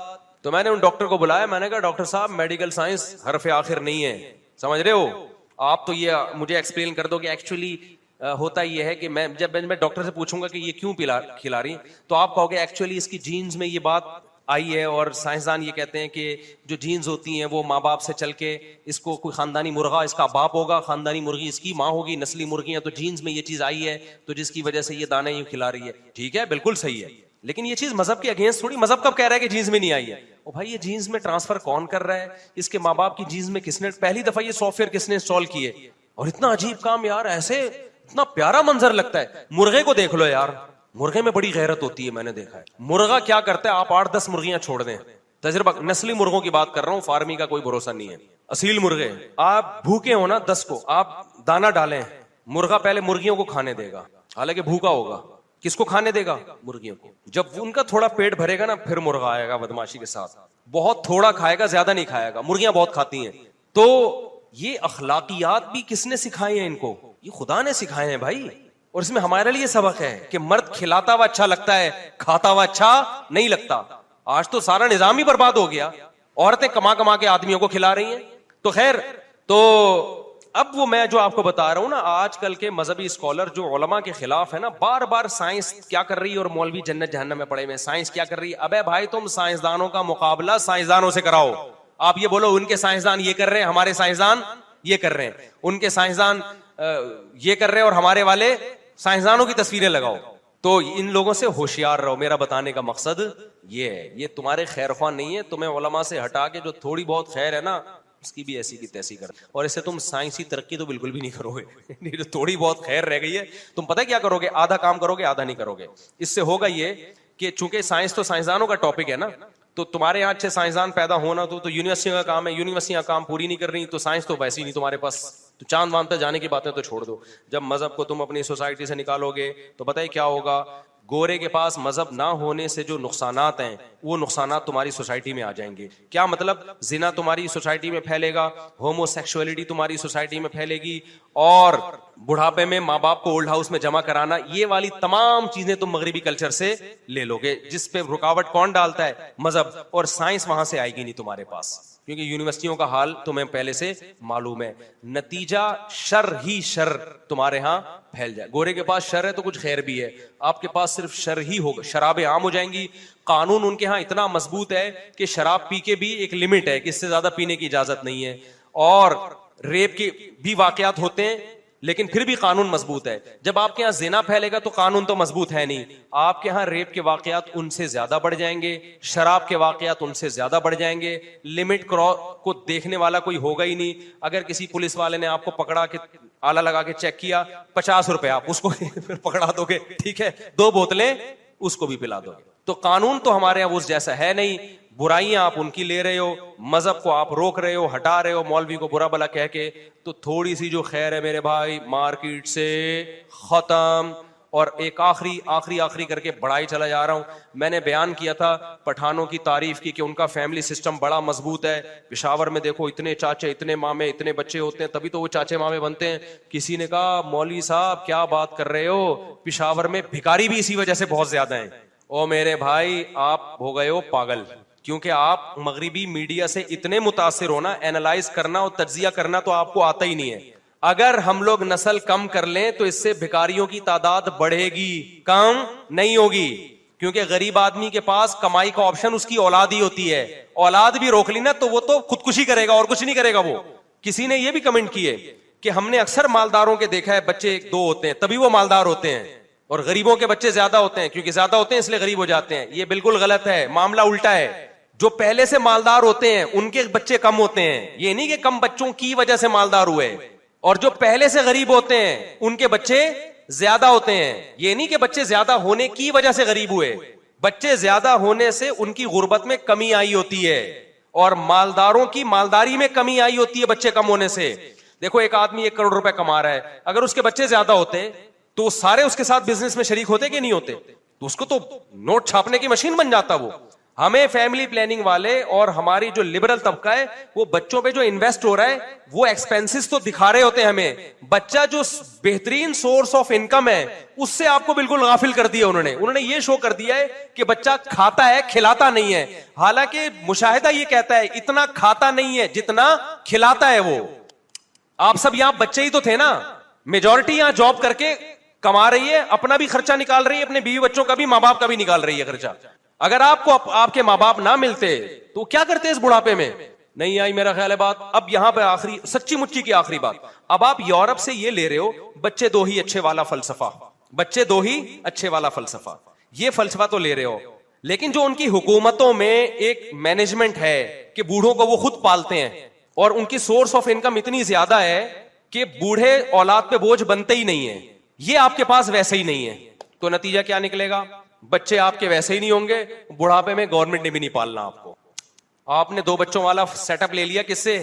گورے سے, اور بڑھاپے میں وہاں گورنمنٹ پالتی ہے, وہ گورنمنٹ آپ کی اتنی نیک نہیں ہے کہ آپ کو بڑھاپے میں پالے. وہ اگر کسی کا خیال ہے ہماری حکومت اتنی اچھی ہے کہ بڑھاپے میں ہمیں ہمارا علاج ہوگا اور ہمارا گورنمنٹ کے ہسپتالوں میں وہ والا علاج ہوگا جو آغا خان کے ہسپتالوں میں لوگوں کا ہوتا ہے, تو اس کو چاہیے کہ 2-3 تھپڑ مارے, آنکھ کھل جائے گی اس کی انشاءاللہ. خواب میں اس طرح کی چیزیں انسان کو آ جاتی ہیں. تو نتیجہ کیا ملے گا؟ نہ گورنمنٹ آپ کو سپورٹ کرے گی نہ آپ کی. آج اگر کوئی بوڑھا غریب کھا رہا ہے نا, گورنمنٹ کی وجہ سے نہیں کھا رہا, بچوں کی وجہ سے کھا رہا ہے. آپ نے بچے بھی روک دیے تو ایک سورس آف انکم تھی اس کی بھی ایسی کی تیسی ہو جائے گی. اور گورے کی اگر اولادیں زیادہ ہوتی تو آج جتنی ترقی پر ہے اس سے ڈبل ترقی ہوتی ان کی, کیونکہ یہ بڈھے حکومتوں پہ بوجھ نہ بنتے. سورس آف انکم کمانے والے بازو زیادہ ہو جاتے, جوان آدمی بوجھ نہیں بنتا, بچہ اور بوڑھا بوجھ بنتا ہے. تو بچپن تو بہت جلدی ختم ہو جاتا ہے, بڑھاپا جلدی ختم نہیں ہوتا. 30 سال 40 سال تک چلتا ہے بڑھاپا, 60 سال کے بعد شروع, اور پاکستان میں تو 50 سال کے بعد بڑھاپا شروع ہے. تو 40 سال آپ گورنمنٹ کے خرچے پہ, اور گورنمنٹ کہاں سے کمائے گی؟ وہ بھی تو افراد سے ہی کماتی ہے. تو آپ کو پاکستان کو ترقی دینا ہے تو اور بہت سارے ذرائع بھی استعمال کریں, ان بہت سارے ذرائع میں گروتھ ریشو کو بڑھانا بھی ہے. اگر کم کر دیا تو ترقی بڑھنے کے بجائے اور کم ہو جائے گی. ابھی بھی سمجھ میں نہیں آیا تو پھر بڑھاپے میں یہ باتیں سمجھ میں آ جائیں گی. کسی نے کہا پیسہ کماؤ بڑھاپے میں نوکر رکھ لو. اول تو یہ بات غلط ہے, نوکر تمہارا کیا محبت تھوڑی دے گا, وہ تو تنخواہ کے لیے ہے. لیکن سوال پیدا ہوتا ہے نوکر بڑھاپے میں کیا کرے گا پھر؟ نہیں, یہ بات آپ نے بڑھاپے کے لیے نوکر رکھ لیا, آپ تو کہہ رہے ہیں 2 بچے ہی اچھے, یہ تو سب کو ترغیب دے رہے ہیں نا. تو نوکر بڑھاپے میں کیا کرے گا؟ وہ کس کو رکھے گا؟ وہ بھی نوکر رکھے گا. اس کا مطلب وہ خود سیٹ ہے. وہ سیٹ ہوتا تو تمہارا نوکر کیوں ہوتا پھر؟ وہ ایسے ہی ٹھیک ہے بھائی, جیسے چل رہے ہو نا ایسے چلتے. بچے 2 ہی اچھے, خلاصہ یہی نکلا کہ بچے کیا ہیں؟ 2 ہی اچھے. تو اپنی لائف کو برباد کر لو میرے بھائی. ہم تو اللہ کا شکر ہے ہمارے اولادیں ہو گئی. آپ نے میرے چہرے پہ کبھی غم کے آثار نہیں. لوگ کہتے ہیں موسیٰ کا پیسہ آ رہا ہے. ابے بھائی ہمارے پاس تو اب تھوڑے مالی حالات اچھے ہوئے ہیں یہ 1 آدھ سال میں. ہم تو ممبر پہ اسی طرح پہلے سے بھی خوش ہیں, اب بھی خوش ہیں. اپنے اعمال کی وجہ سے نہیں, میں بڑی دعوے نہیں کر رہا, بچوں کی وجہ سے, بیگموں کی وجہ سے. ہم نیچر سے بغاوت نہیں کرتے. سمجھتے ہو کہ نہیں سمجھتے ہو؟ اللہ خوشی رکھے آپ لوگ کی کہیں نظر نہ لگ جائے. بعض دفعہ جب بھی کوئی تعریف کی بات کی ہے نا, کوئی نہ کوئی ٹینشن آئی ہے مجھے. جب بھی میں نے ممبر پہ کوئی کہا ہے نا یوں, تو کچھ نہ کوئی ٹینشن, کوئی نظر لگا کے جاتا ہے کم وقت. تو یہ میں خوش نہیں ہوں میرے بھائی, میرے تو بدعمالی ہے. اللہ نے ستاری کا معاملہ کیا ہوا ہے. اگر اور ہم نیک ہوتے تو شاید بہت ہی اچھے ہوتے. یہ بھی نہ سمجھیں کہ ہم کو برے آدمی ہیں, لیکن اتنی بات ضرور ہے, اللہ نے مولویوں کو خوش اس لیے رکھا ہے کہ وہ نیچر سے بغاوت نہیں کرتے. وقت پہ شادیاں بھی ہوتی ہیں, دوا کے بچے بھی ہوتے ہیں, بچوں کی خوشیاں ملتی ہیں. ایک آدھ آڑا ترچا تو ہر گھر میں ہوتا ہے. لوگ مثالیں دیتے ہیں, وہ دیکھو فلاں کا بچہ کتنی بڑی ٹینشن بنا. ابے ایک آدھ آڑی ترچی چیزیں ہر گھر میں وہ نظر بس سے بچانے کے لیے ہوتی ہیں. ہمارے حضرت مفتی رشید احمد صاحب رحمہ اللہ کی صحت بہت خاندانی تھی, 80 سال کے قریب پہنچ گئے تھے, لیکن کوئی بیماری نہیں تھی. اور حضرت کے والد صاحب نے, جو میرے شیخ تھے نا, ان کے والد صاحب نے 90 سال کی عمر میں دوسری شادی کی ہے. میں نے پہلے بتایا تھا 80 سال میں, بعد میں تحقیق ہوئی 80 نہیں 90 سال میں, اور ان کے اولاد بھی ہوئی. ٹینشن والے آدمی کو ایسا